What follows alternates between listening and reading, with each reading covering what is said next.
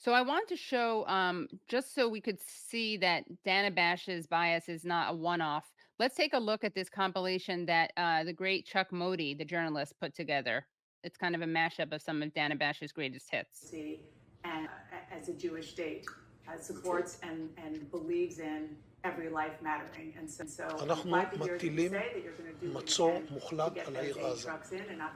אין חשמל, אין מזון, אין מים, אין דלק. אנחנו נלחמים בחיות אדם, ואנחנו נוהגים... This war is extremely complicated. What is not complicated is that there is a violent rage that is going on against Jews that we have not seen, maybe even ever, in America. I'm Dana Bash.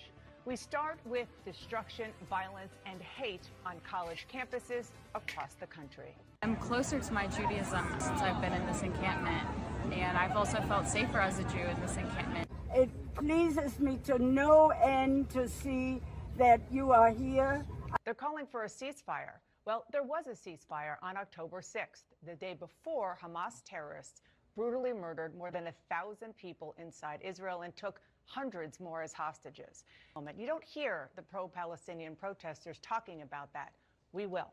Had a couple of Shabbat services, been just a really beautiful experience for everyone. Never again for anyone.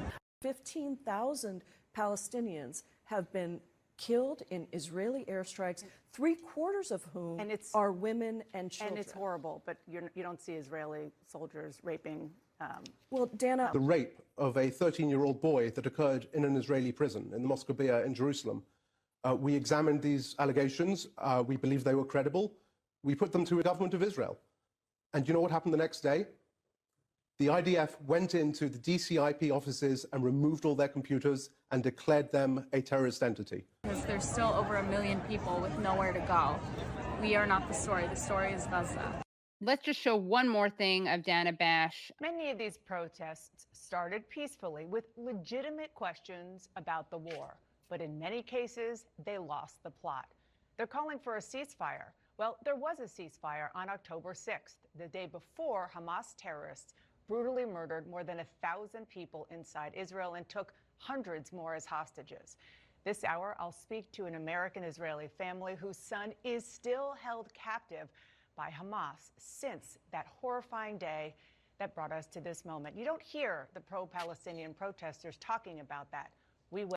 Well, maybe because the U.S. is not funding Hamas and not justifying Hamas. Like the idea that we think that like demanding that Hamas free the captives is going to be effective versus demanding that our government stop arming Israel, not to mention the fact that we all know that Israel and Netanyahu couldn't care less about the hostages. And we know, I mean, I had on Useful Idiots last week, we had on Sarit Mikieli, who works at the great human rights organization B'Tselem, the Israeli human rights organization.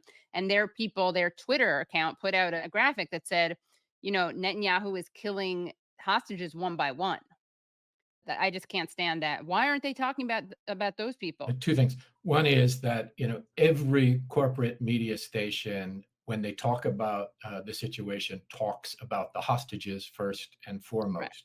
So it's not like it's not getting coverage. And secondly, what they don't talk about is the thousands upon thousands of Palestinian prisoners who are being held in Israeli dungeons, horribly abused, without charge or trial.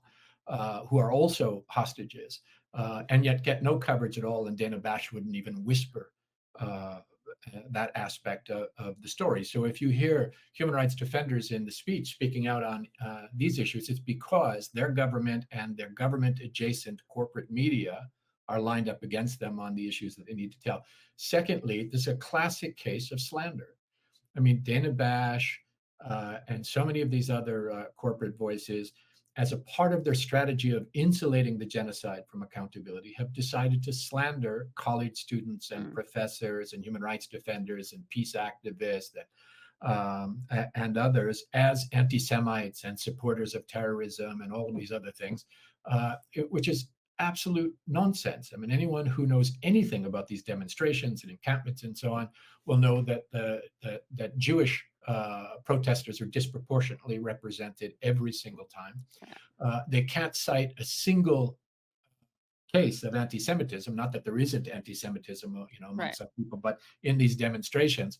And yet that simple, broad brush slander of those people is carried out. And I think there needs to be accountability there too. Some of it will need to be non-legal accountability, but I don't mean unlawful accountability, but I mean, not all of it will be judicial accountability. They can be called out for it, for example. But in some cases, it is slander. And it subjects people to harms, to actual harms. Students are being kicked out of school or suspended or suffering from administrative penalties, having the police sicked on them, and sometimes being physically attacked, by thugs because they're being painted as anti-Semites when they're not. So you have a false statement, slander being made against people that is then inciting and causing harm against them.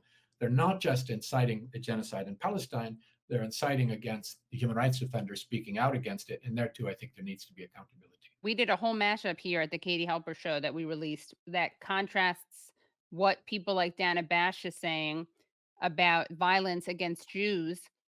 They're right that there's been violence against Jews, but the violence that against Jews has been violence against Jewish protesters defending Palestine, not the Jews who are the pro-Jewish supremacy Israel ones.